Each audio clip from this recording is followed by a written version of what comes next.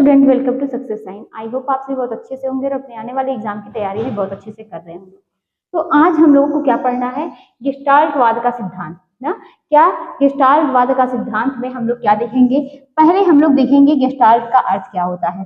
तो गेस्टाल्ट का अर्थ होता है ये क्या, ये जर्मन भाषा का शब्द है। कैसा शब्द है, जर्मन भाषा का शब्द है। कैसा शब्द है, ये जर्मन भाषा का शब्द है। इसका अर्थ क्या होता है, समग्र या संपूर्ण। तो क्या है, इसका अर्थ जर्मन भाषा का शब्द होता है गेस्टाल्ट, जिसका अर्थ होता है, जिसका अर्थ समग्र या संपूर्ण है। जिसका अर्थ क्या है, समग्र या संपूर्ण है, या कह सकते हैं कि इसका अर्थ समग्र है या संपूर्ण है। जिन लोगों ने इसका प्रतिपादन किया वो क्या है, जिन लोगों ने इनका या इसका प्रतिपादन किया, क्योंकि इसमें जो है, इसमें कई लोग थे, तो जिन लोगों ने इसका प्रतिपादन किया उसे क्या कहा जाता है, गेस्टाल्टवादी कहा जाता है। क्या कहा जाता है, गेस्टाल्ट, उन लोगों को गेस्टाल्टवादी कहा जाता है। और उन्होंने क्या है, व्यवहार को नहीं माना है। इन्होंने किसको, इन लोगों ने क्या है, इन लोगों ने किसको नहीं माना, व्यवहार को नहीं माना। इन्होंने क्या कहा कि व्यक्ति क्या करता है कि उद्दीपक को देखकर, इन्होंने व्यवहार को नहीं माना और कहा क्या कि व्यक्ति जो है, इन्होंने व्यवहार को नहीं माना, उन्होंने कहा क्या कि व्यक्ति एक उद्दीपक को देखकर प्रतिक्रिया करता है। इसी को गेस्टाल्ट कहते हैं। इसी को क्या कहते हैं, गेस्टाल्ट कहते हैं। तो गेस्टाल्टवाद का सिद्धांत जो है, ये गेस्टाल्ट शब्द है, जर्मन भाषा का शब्द है, जिसका अर्थ होता है समग्र या संपूर्ण। ठीक है, जिन लोगों ने इसका क्या है, इसका प्रतिपादन किया उनको गेस्टाल्टवादी कहते हैं। और इन लोगों ने क्या है, व्यवहार को नहीं माना, कहा कि व्यक्ति जो है, वो व्यक्ति क्या है, एक उद्दीपक को देखकर, जो उद्दीपक होता है उसको देखकर क्या करता है कि प्रतिक्रिया करता है। और इसके बाद बात करेंगे कि अधिगम की प्रक्रिया में, जैसे कि हम लोग जानते हैं कि अधिगम की प्रतिक्रिया में अंतर्दृष्टि सिद्धांत,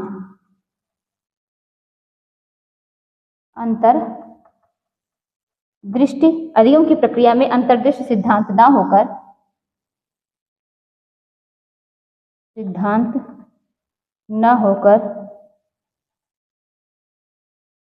अधिगम की प्रक्रिया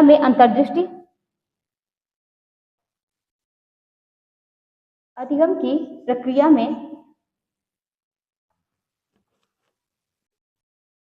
तो ये हम लोगों ने क्या समझा कि जिसका अर्थ होता है समग्र या संपूर्ण। जिन लोगों ने इसका प्रतिपादन किया उसे गेस्टाल्टवादी, या इन लोगों ने क्या है, व्यवहार को नहीं माना। किसको माना है, एक उद्दीपक को देखकर कि प्रतिक्रिया करता है। चलिए, इसमें हम लोगों क्या समझते हैं कि अधिगम की प्रक्रिया में अंतर्दृष्टि सिद्धांत का प्रतिपादन, इसका अंतर्दृष्टि सिद्धांत का प्रतिपादन व्यक्ति विशेष की देन न होकर किसका है, गेस्टाल्टवादी संप्रदाय का है। तो अधिगम की प्रक्रिया में सिद्धांत कह सकते हैं कि अधिगम की प्रक्रिया में अंतर्दृष्टि सिद्धांत का प्रतिपादन किसी व्यक्ति विशेष का न होकर, ये कौन है, तो गेस्टाल्टवादी संप्रदाय है। और इस संप्रदाय को कहा जाए तो इस संप्रदाय के प्रवर्तक कौन है या प्रतिपादन कौन है, तो वर्दिमर है। कौन है, वर्दिमर है। इस संप्रदाय के प्रतिपादक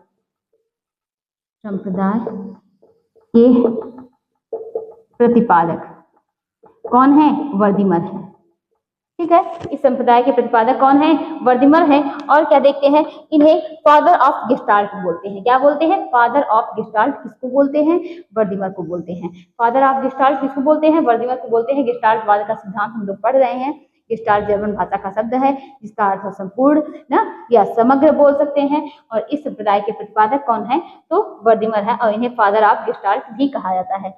और इसमें देखें तो जिसमें कई लोगों का नाम है, क्या है, जिसमें कोफका, कोफ्का का है, कोहलर का है और कुर्टलेविन, यानी कोफ्का, कोहलर, कुर्टलेविन और वर्दीमर, ये 4 लोगों का नाम इसके गेस्टाल्ट वाद में आता है। कौन कौन? कोफ्का, कोहलर, वर्दीमर को आप लोग जानते ही हैं, कोफ्का, कोहलर, कुर्टलेविन। क्या है कि कुर्टलेविन। तो कोफ्का, कोहलर, कुर्टलेविन ये क्या है? ये क्या है? गेस्टाल्टवाद के आप कह सकते हैं इस क्षेत्र में ये इन सब ने क्या है मिलकर काम किया था, लेकिन इसके प्रतिपादक कौन है? वर्दीमर है। ठीक है, इतनी बातें आप लोगों को समझ में आई होगी। इसमें कोफ्का ने, अगर बात की जाए इसको ना, ये कोफ्का जो है ये इन्हीं के बारे में हम लोगों को पढ़ना है। इन्होंने किस पर प्रयोग किया था? सुल्तान नाम के चिंपैंजी पर। एक क्वेश्चन यहाँ से बनता है, सुल्तान नाम के चिंपैंजी पर इन्होंने प्रयोग किया था। कोफ्का ने सुल्तान नाम के चिंपैंजी पर प्रयोग किया था। हमने क्या समझा? हमने समझा कि गेस्टाल्टवाद का सिद्धांत किसने दिया है? ये जर्मन भाषा का शब्द है गेस्टाल्ट, जिसका अर्थ होता है कि संपूर्ण, समग्र ना। और उसके बाद हम लोगों ने क्या समझा कि इस संप्रदाय के जो प्रतिपादक कौन है? वर्दीमर है। जो मेन पॉइंट है सिर्फ उसी को पढ़िए कि जिसमें कोफ्का, कोहलर, कुर्टलेविन जो है ये क्या है? कोफ्का, कोहलर, कुर्टलेविन ना, ये तीनों जो है इस क्षेत्र में आप कह सकते हैं कि गेस्टाल्टवादी हैं ये सब। और क्या है कि कोफ्का ने क्या किया है? सुल्तान नाम के चिंपैंजी पर काम किया है। ठीक है, या सुल्तान नाम के चिंपैंजी पर प्रयोग किया था। अब आगे देखेंगे, ये अंतर्दृष्टि अधिगम का सिद्धांत इन्होंने दिया है, अंतर्दृष्टि का सिद्धांत दिया है। इसके कई नाम है। क्या नाम है? अंतर्दृष्टि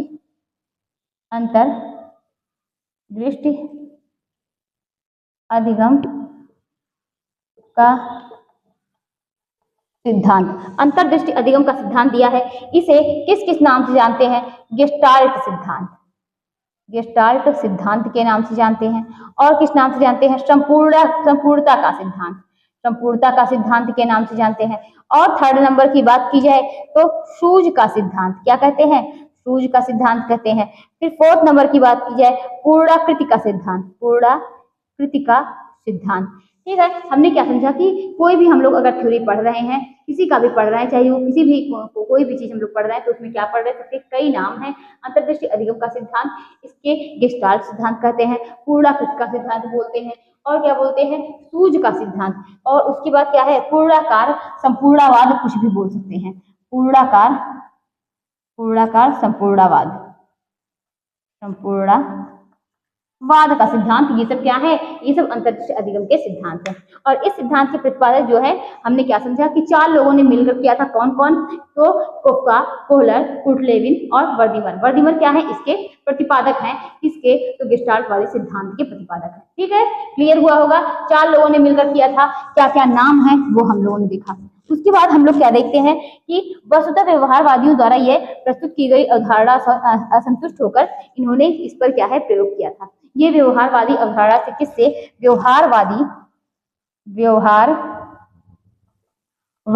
ये किससे? व्यवहारवादी अवधारणाओं से, व्यवहारवादी द्वारा प्रस्तुत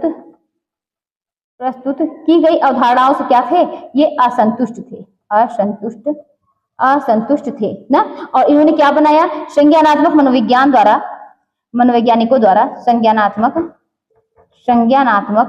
मनोवैज्ञानिकों द्वारा अधिगम को यांत्रिक क्रिया के स्थान पर जानबूझकर व किस पर? जानबूझकर यानी इरादतन तथा चेतन प्रयास के द्वारा प्रक्रिया करने को इन्होंने कहा। किसने? तो ये गेस्टाल्टवादी ने। ठीक है, तो ये व्यवहारवादी अवधारणा से, जो व्यवहारवादी द्वारा जो प्रस्तुत की गई अवधारणाएं थी, उनसे संतुष्ट होकर इन्होंने ये किया था। चलिए हम आगे देखते हैं, इन्होंने क्या है? 4 प्रयोग किया था। एक एक करके उसको समझेंगे तो सारी चीजें जो है क्लियर समझ में आएगी। पहले एक चिंपैंजी था ना, तो चिंपैंजी को क्या हुआ कि उन्होंने, चिंपैंजी है पहला प्रयोग, चिंपैंजी को क्या किया? उन्होंने एक बॉक्स में बंद कर दिया ना। एक बॉक्स है, या आपका अगर आप कह सकते हैं क्या किया कि चिंपैंजी को उसके पास एक बॉक्स रख दिया। क्या रख दिया? एक बॉक्स रख दिया। और क्या किया कि उसमें एक बॉक्स रख दिया और केला ऊपर लटका दिया। केला ऊपर लटका दिया। अब चिंपैंजी को जो है उसको लेना था, उस चिंपैंजी को भूख लगी तो वो केला कैसे लेता? तो वो क्या देखा कि बॉक्स है, तो बॉक्स को क्या रखा कि वहां पर रखा और उस पर बॉक्स के ऊपर चढ़कर उसने केले को ले लिया। ठीक है। उसके बाद दूसरा प्रयोग क्या किया, दूसरे नंबर पर हम देखेंगे कि फिर चिंपैंजी पर ही इन्होंने प्रयोग किया था। क्या किया था कि फिर उसके बाद चिंपैंजी पर प्रयोग किया और यहाँ पर 2 बॉक्स रखा और केला और ऊपर कर दिया, केला और ऊपर कर दिया, ठीक है। बॉक्स केला और क्या किया, केला और ऊपर कर दिया। फिर चिंपैंजी ने क्या किया, एक बॉक्स रखा, उसपे से केला नहीं पाया ना, उस पे चढ़ गया और केला नहीं प्राप्त हुआ, तो क्या किया, एक बॉक्स के ऊपर दूसरा बॉक्स रख लिया, उसके ऊपर चढ़कर क्या हुआ, वो केला प्राप्त कर लेता है। ठीक, 2 चीजें हो गई। तीसरे नंबर पर बात करेंगे कि चिंपैंजी है ना, और केला क्या करता है कि एक डंडा रहता है, उसके पास एक डंडा रख देता है और केले को पिंजड़े के बाहर कर दे, केले को जो है जहां पर वो बंद किया था उसके बाहर कर देता है, केला बाहर। क्या कह सकते हैं कि केला जो है बाहर कर देता है और डंडा जो है उसके पास कर देता है। मतलब केला है और क्या है, केला जो है बाहर कर देता है और चिंपैंजी के पास क्या रख देता है, डंडा।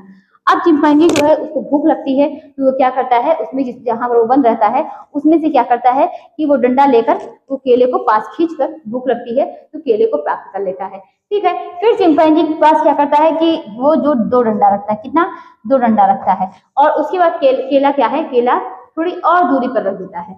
तो एक केले से, एक डंडे से वो नहीं पाता है, तो वो क्या करता है, 2 केले को एक डंडे से वो केला नहीं प्राप्त करता है, तो 2 डंडे को क्या करता है कि जब एक डंडे से केला नहीं प्राप्त हुआ तो 2 डंडे को क्या करता है, आपस में जोड़ लेता है और फिर केला को वो प्राप्त कर लेता है। तो ये हम लोगों ने समझा, यही मतलब मात्र से क्या है, यही थ्योरी है और इस थ्योरी से कोई क्वेश्चन नहीं आने वाला।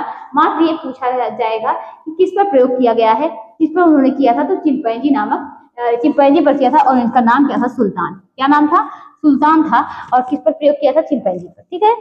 अब हम देखेंगे, जो हम लोगों ने देखा, क्या देखा, अंतर्दृष्टि द्वारा जो सीखने की विशेषता की बात करेंगे तो यहाँ पर संपूर्ण इकाई का बोध, संपूर्ण इकाई का बोध मतलब क्या है कि जब कोई व्यक्ति के पास परेशानी आती है तो वो सारी स्थिति, सारी सिचुएशन को वो देखता है ना।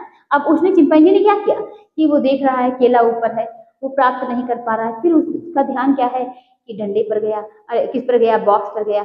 अब वो बॉक्स को उठाया, वहां पर रखा, बैठा, मतलब उस पर चढ़ा, फिर उसके बाद वो केले को प्राप्त कर लिया। ये भी उसके लिए मुश्किल काम रहा होगा, थोड़ा समय लगा होगा, लेकिन फिर क्या है, उसे ज्ञान प्राप्त हो गया, यानी सब कुछ देखकर, संपूर्ण इकाई का बोध करके उसके बाद क्या है, उसे केले की प्राप्ति हुई। विशेषता क्या है, संपूर्ण इकाई का बोध और क्या है, स्पष्ट लक्ष्य। इसमें जब आपका लक्ष्य जो होता है वो स्पष्ट होता है। स्पष्ट लक्ष्य यानी सीखने का लक्ष्य जो होता है वो स्पष्ट होता है। थर्ड नंबर की बात करेंगे, वस्तुओं का नया रूप, वस्तुओं का नया रूप। चाहे परिस्थिति जो भी, मतलब परिस्थिति बदल भी जाए, लेकिन अगर आपका लक्ष्य जो है वो स्पष्ट है तो कोई भी परिस्थिति हो उसमें क्या करते हैं कि आप अपने लक्ष्य तक पहुंच सकते हैं। फिर उसके बाद 4th नंबर की बात करेंगे कि ज्ञान का रूपांतरण। और देखिए, जब क्या है, परिस्थितियां ऐसी आती है तो ज्ञान का रूपांतरण भी होता है। ठीक है, हमने इतनी चीजें समझी।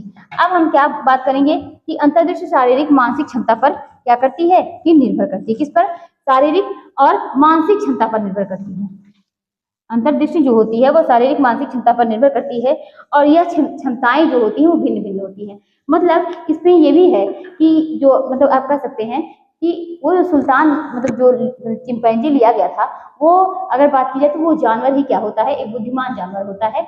इनपे बहुत आप कह सकते हैं कि काफी, मतलब ऐसे, मतलब आप कह सकते हैं कि इस तरीके की बातें भी आई कि जो इन्होंने ऐसा जानवर लिया ही कि जो कि बहुत बुद्धिमान था।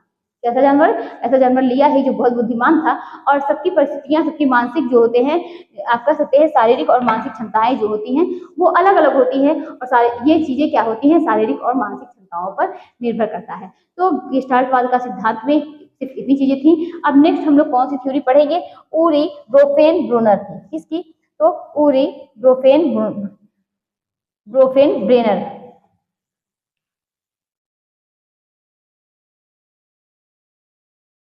ब्रोफेन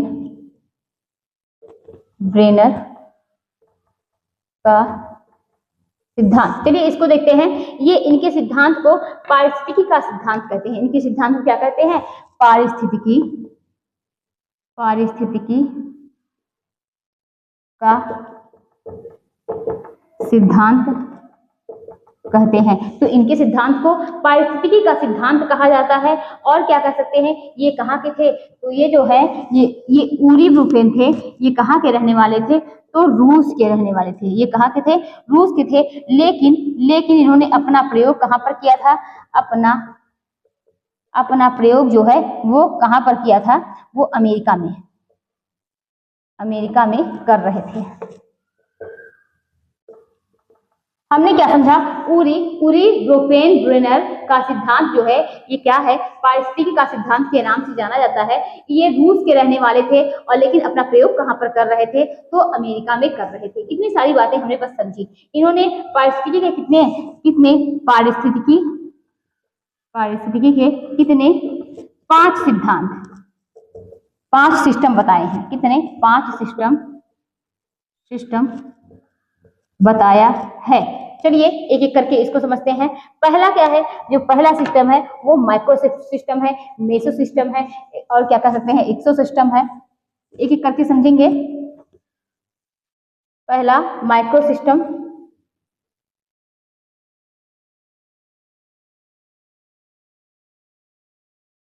दूसरा क्या है कि मेसो सिस्टम, तीसरे नंबर पर क्या है कि एक्सो सिस्टम, फिर चौथे नंबर पर माइक्रो सिस्टम, फिर क्रोनो सिस्टम। ठीक है, तो हमने क्या समझा कि ये जो ऊरी ब्रुफेन ब्रुनर जिन्होंने पारिस्थितिकी का सिद्धांत दिया है, उन्होंने कितने प्रकार के, तो 5 प्रकार के सिद्धांत पारिस्थितिकी के सिद्धांत में 5 प्रकार के दिए हैं। कौन कौन से, तो पहला हमने बात की, पहला है micro system, meso system, exo system, micro system, chrono system. बस इतना ही, बहुत ज्यादा इसमें पढ़ने की जरूरत नहीं है, ये बहुत इंपॉर्टेंट है। चलिए देखते हैं जो माइक्रो सिस्टम है, यानी इसमें ऊरी ब्रुफेन ब्रुनर ने मतलब क्या बताया है, ये आप कह सकते हैं ये क्या है, ये इन्होंने इस तरीके से बताया है।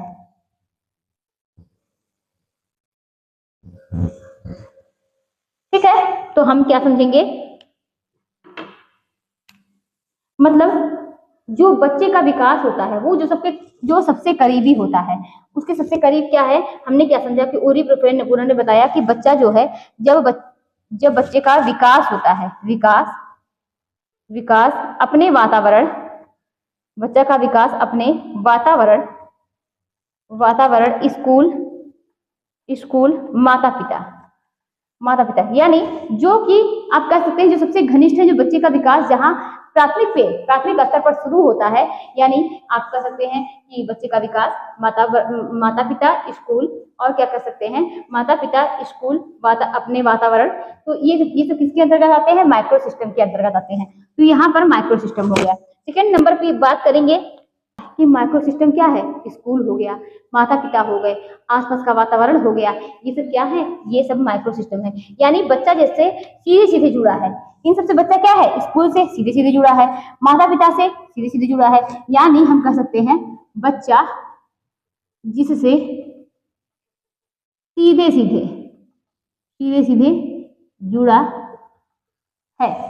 हमने क्या समझा, इन्होंने पारिस्थितिकी का ऊरी ब्रुफेन ब्रुनर ने, ये रूस के रहने वाले थे, अमेरिका में अपना प्रयोग कर रहे थे, इन्होंने पारिस्थितिकी का सिद्धांत दिया है, और जो कि 5 है, इसमें पहला हम लोगों ने माइक्रो समझा। और इसमें क्या समझा, ये माइक्रो सिस्टम होता क्या है, बच्चा जिससे सीधे रूप से जुड़ा होता है वो क्या कहलाता है, माइक्रो सिस्टम कहलाता है। इसमें आप कह सकते हैं स्कूल है, माता पिता है, और अपने आसपास का वातावरण है। अब बात करेंगे सेकेंड नंबर पर, ये इसमें क्या है, संबंध बताया जाता है। क्या बताया जाता है, संबंध। ये मेसो क्या बताया जाता है,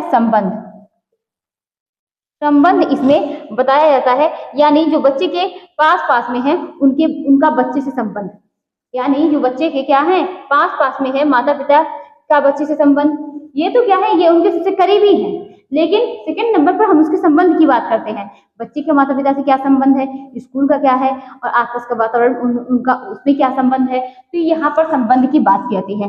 बात करेंगे एक्सो की बात करेंगे, तो ये क्या होता है, इसमें बच्चा प्रत्यक्ष रूप से नहीं जुड़ा है, इसमें बच्चा जो है प्रत्यक्ष से नहीं जुड़ा है।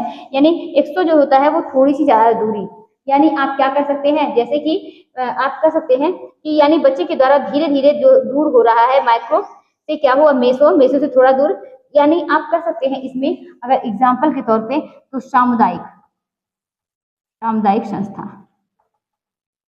देखिए बच्चा पहले सबसे ज्यादा किससे कनेक्ट है, कह सकते हैं स्कूल से, माता पिता से, जो आपस में जो उससे जुड़े हुए हैं।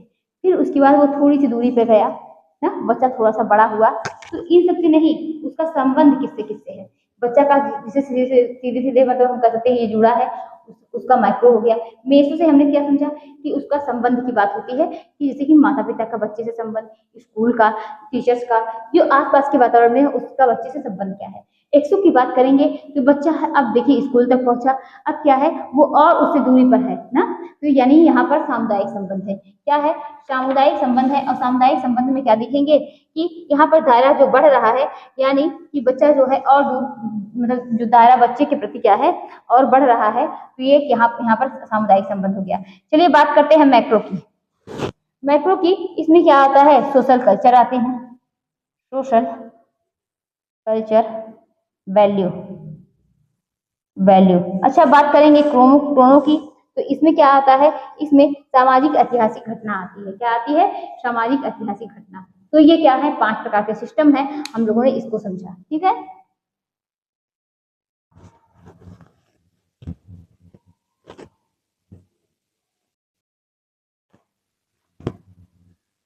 तो ये हमने क्या समझा, इनकी एक बुक है उसका नाम देखते हैं, इकोलॉजिकल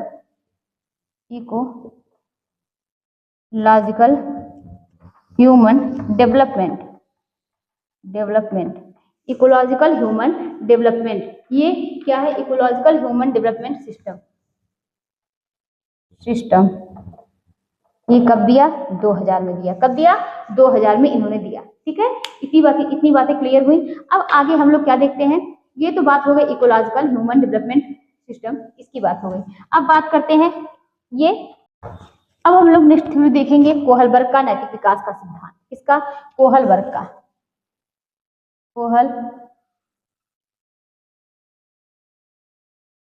का नैतिक विकास का सिद्धांत, नैतिक विकास का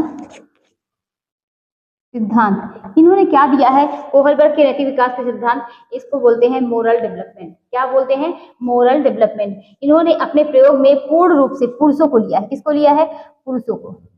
पूर्ण रूप से इन्होंने अपने प्रयोग में किसको लिया है, पुरुषों को लिया है। महिलाओं की कहीं यहाँ पर जिक्र ही नहीं हुई है। तो इन्होंने क्या किया है कि पुरुषों को लिया है, इसीलिए इस सिद्धांत को जेंडर वाइज्ड थ्योरी कहते हैं। इन्होंने अपने में किसको लिया है, पुरुषों को लिया है, इसीलिए इस सिद्धांत को क्या कहते हैं, जेंडर बाइज्ड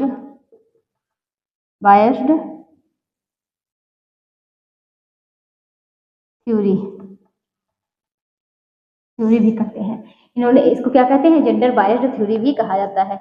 और जिसमें क्या है, सही गलत को पहचान करना, ये क्या है, नैतिकता है। क्या है, सही गलत का पहचान करना, सही गलत का पहचानना क्या है, नैतिकता है। ठीक है, अच्छा हम यहाँ पर बात करेंगे कि नैतिक तर्क, इसमें कुछ चीजें देखेंगे। नैतिक तर्क, नैतिक दुविधा ना, यानी आप कह सकते हैं दुविधा और नैतिक तर्क, दो चीजें हैं जो कि इसी पर आप समझ सकते हैं कि मतलब इसी पर ही थ्योरी जो है टिकी हुई है। अब हम बात करेंगे नैतिक तर्क की, किसकी, नैतिक तर्क की। तो नैतिक तर्क की बात करेंगे कि यानी आपके पास कोई, अच्छा इसको ऐसे ही समझ लेते हैं, नैतिक तर्क होता क्या है कि आपके पास कोई, आप कह सकते हैं कि आपके पास कोई संकट है, किसी चीज में क्या है, आप फंसे हैं ना, आप फंसे हैं, क्या सही है क्या गलत है, क्या हम करें क्या ना करें। ये तो बात हो गई नैतिक तर्क की, मतलब किसका साथ दें, नैतिक तर्क। बात करेंगे नैतिक दुविधा की, किसकी, नैतिक दुविधा, यानी इसको बोलते हैं डिलेमा ना। अगर जैसे कि आपके दो घनिष्ठ हैं, दो लोग हैं, आप जान रहे हैं कि इसको बचाना जरूरी है, और आप समझ रहे हैं कि जो ये भी क्या है, मेरा अपना ही है, दोनों का साथ देना जरूरी है। ये क्या है, ये नैतिक दुविधा की बात हो गई। दोनों क्या है, दोनों सही हैं, दोनों का साथ देना जरूरी है, और दोनों क्या है, दोनों में से किसी एक को अगर आपको कहा जाए तो ये क्या है, ये नैतिक दुविधा है। ठीक है, और ये अगर बात की जाए, ये पूरी थ्योरी किसके ऊपर है, तो हाइंज क्या है, ये पूरे शहर में एक व्यक्ति था, ना।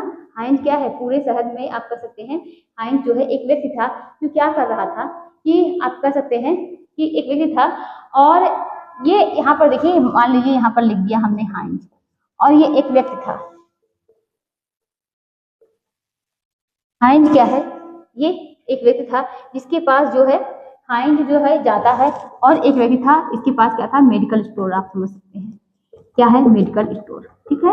और ये क्या है, हाइंज की पत्नी बीमार हो जाती है, हाइंज की पत्नी बीमार हो जाती है, और वो जो है हाइंज जाता है और कहता है कि मुझे अपनी पत्नी के लिए दवा चाहिए।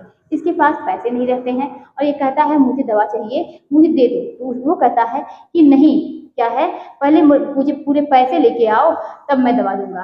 तो कहता है कि दे दो, मैं कल दूंगा। तो कह रहा नहीं, मुझे क्या है, अभी पैसे चाहिए, तब मैं दूंगा। अब जो है हाइंज बहुत दुविधा में पड़ता है, ये सोचता है या तो मैं पत्नी को मरने दूं, और या तो इसके जाने के बाद क्या है, मैं चोरी कर लूं। दोनों कंडीशन है। अब इसी में से उसको चूज करना, दो मरने नहीं, मतलब क्या है, वो अपनी पत्नी को मरने नहीं दे सकता, ठीक है। और क्या कर सकता है कि चोरी करना भी गलत है। हमने क्या समझा कि हाइंज जो है, ये एक हाइंज एक व्यक्ति है, और क्या है, और इसमें एक व्यक्ति रहता है, हाइंज की पत्नी बीमार होती है, और एक व्यक्ति जो है वो मेडिकल स्टोर पे रहता है। इसकी पत्नी बीमार होती है, इसे दवा की जरूरत होती है, इसके पास पैसे नहीं होते हैं, तो ये मेडिकल स्टोर पर जाता है, कहता है मुझे दवा दे दो, मैं पैसे कल दे दूंगा। वो कहता है नहीं, इसकी जो है इतनी रात को, पहली बात तो इतनी रात को लग रहा है, तो चार्ज और ज्यादा लगेंगे, ठीक है, चार्ज जो है और ज्यादा लगेंगे, और उसके पास पैसे नहीं है। अब वो सोचता है कि या तो वो बंद करके चला जाए, या तो हम चोरी कर लें, ठीक है। सामाजिक अनुबंध अभिविन्यास, अभिविन्यास, ठीक है। और इसमें सेकंड नंबर पर बात करेंगे सैद्धांतिक अंतःचेतना, अंतःचेतना, ठीक है। यानी जो समाज में नियम है, सामाजिक अनुबंध अभिविन्यास, यानी समाज का नियम है तो ठीक है, लेकिन किसी का क्या है, उसमें बदलाव जो है वो किया सकता है। यहाँ पर वो कानून और व्यवस्था की वजह से, यानी कानून में ये नियम है, ये नियम है इसलिए कर रहा है। यहाँ सामाजिक जो है, अगर कह सकते हैं तो सामाजिक अनुबंध और अभिविन्यास का मतलब होता है कि समाज में नियम ठीक है, लेकिन क्या है, इसमें परिवर्तन किया जा सकता है। सैद्धांतिक अंतःचेतना की बात करेंगे तो यहाँ समाज में बदलाव करने के लिए वो अपने नियम को तोड़ देगा। अगर किसी की जान बचानी है तो वहां पर अगर आप कह सकते हैं कि जान बचानी है, अगर किसी के आगे क्या है, क्रॉस करके वो कोई नियम को तोड़ना होगा तो भी वो तोड़ सकता है, ठीक। तो ये हमने क्या समझा कि एक हो गया सामाजिक अनुबंध अभिविन्यास, दूसरा सैद्धांतिक अंतःचेतना। अगर बात की जाए इसमें आलोचना की, आलोचना क्या हुई है इनकी थ्योरी में, आलोचना क्या हुई है कि परिकल्पनात्मक परिस्थिति लिंग रूढ़िवादिता पाई गई, क्योंकि जो भी ये सारी नियम, जो भी ये थ्योरी बनाई गई है, सिर्फ क्या है, परिकल्पना के आधार पर। उस समय कोई जरूरी नहीं है कोई व्यक्ति एक जैसा सोच रहा है, दूसरे की सोच क्या होगी, या सबकी कंडीशन क्या होगी, सबकी क्षमता क्या होगी सोचने की, सबका लेवल क्या होगा, ये क्या है, ये चीजें नहीं है, ठीक है। तो इसमें आलोचना क्या है कि परिकल्पनात्मक परिस्थिति लिंग रूढ़िवादी पाई गई, ठीक है। और इसमें क्या है, हमने क्या समझा कि जो भी बातें की गई है, पुरुषों की बातें की गई है, महिलाओं की कोई बात ही नहीं है। सभी संस्कृतियों पर यह सिद्धांत जो होती है ये लागू नहीं होती है, ये दो इसकी आलोचना है, ठीक है। पहले जो अभी हम लोगों ने बंडूरा का किसमें देखा था कि अभी तो हमने बंडूरा का नहीं देखा, कुक्का का ना, तो जिसमें क्या है, सुल्तान जो था, चिंपैंजी था, उसमें क्या आलोचना की गई थी, उसमें यही आलोचना थी कि इसमें क्या था कि जो मतलब उन्होंने क्या किया, ऐसे जानवर को ही लिया है जो पहले से ही बुद्धिमान है, ऐसे जानवर को चूज किया है जो क्या है, पहले से बुद्धिमान है, उन्होंने ऐसे जानवर को चूज किया है। चलिए इतनी चीजें हो गई। तो आज की थ्योरी हमने 3 थ्योरी पढ़ी है, एक क्या है, और जो हम लोगों ने 3 थ्योरी पढ़ी है ये आप लोग को समझ में आई होंगी। तो आज की क्लास यहीं तक थी, मिलते हैं कल किसी नए टॉपिक के साथ, यही थ्योरी को ही हम लोग पढ़ेंगे और थ्योरी जो है कंप्लीट करेंगे। तब तक के लिए बाय बाय।